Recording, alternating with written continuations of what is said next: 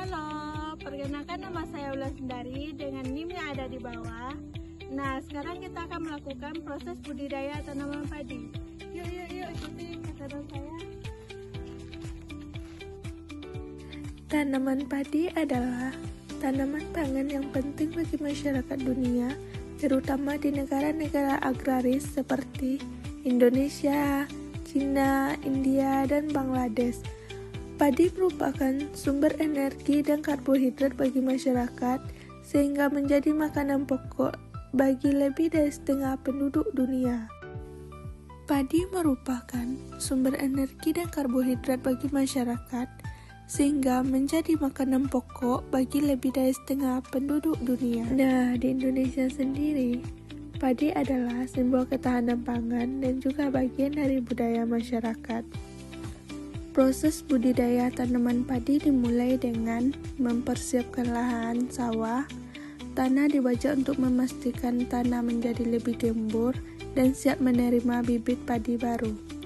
Pembajakan sawah merupakan salah satu kegiatan penting dalam pertanian, khususnya dalam persiapan lahan untuk menanam padi.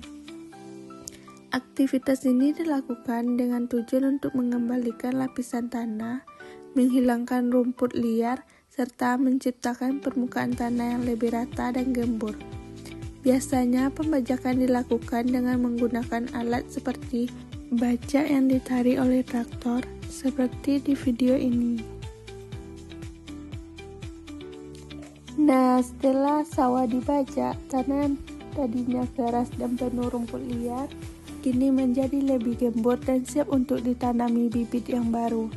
Proses pembajakan yang dilakukan dengan traktor atau bajak manual ini berhasil memecah lapisan tanah, menggemburkannya, dan mengatur kedalaman tanah agar air dapat meresap dengan baik.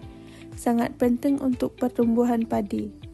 Dengan tanah yang lebih mudah dikelola, petani kini dapat melanjutkan tahap berikutnya, yaitu penanaman bibit padi yang baru.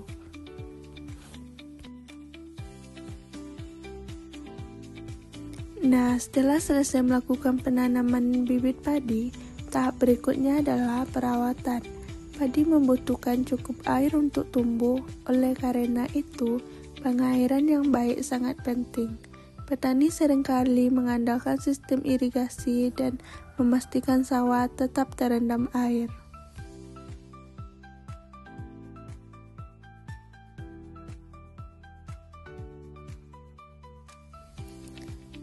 Selain air, pemupukan juga menjadi kunci untuk memastikan tanaman padi mendapat nutrisi yang cukup. Petani menggunakan pupuk organik maupun anorganik, seperti melakukan pengendalian hama agar hasil panen tidak terganggu.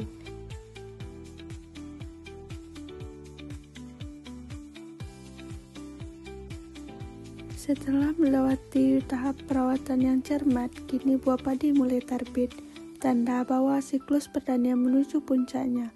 Proses ini adalah hasil dari kerja keras dan kesabaran yang panjang. Dari setiap tangkai yang sebelumnya hanya dipenuhi daun hijau, kini muncul butiran padi yang kecil yang perlahan berkembang menjadi buah yang lebih gemuk dan berisi. Begitu terbitnya butiran padi ini memancarkan kilau kekuningan, sebuah tanda bahwa mereka semakin matang. Pada fase ini, petani dapat melihat jelas perbedaan antara padi yang subur dan padi yang kurang berkembang.